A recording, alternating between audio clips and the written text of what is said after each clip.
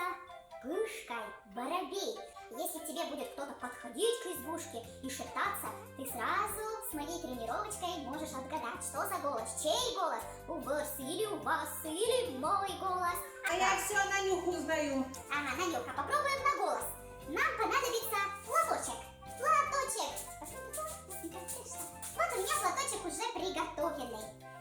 Игра называется Пышкой Воробей. Так, ты у нас, наверное, будешь воробьем. Я воробьем. Давай попробуем. Я тебе завязываю глаза. Так.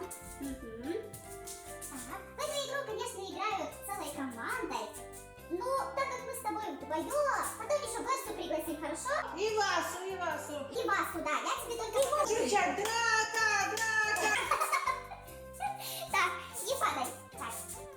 Вот представь, ты у нас Пышкой Воробей.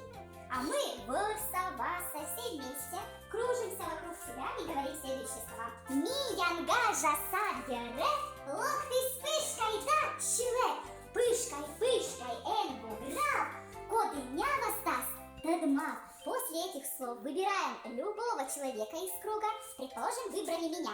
Я должна мяукать, а ты должна отгадать, кто же мяукает. Если ты отгадаешь, то тот человек, который мяукал, будет за тебя следующий ведущий. А если не отгадаешь, играем дальше, ты остаешься ведущим. Так, давай попробуем.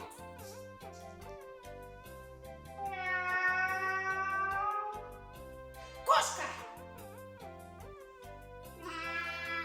Кот.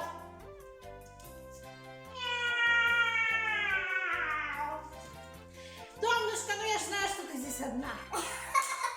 Но у меня еще тут кошечка есть, правда. И она сейчас мяукала за печкой. Ну, молодец. Так, запомнила игру? Да, вот если теперь буду играть, буду свой слух тренировать.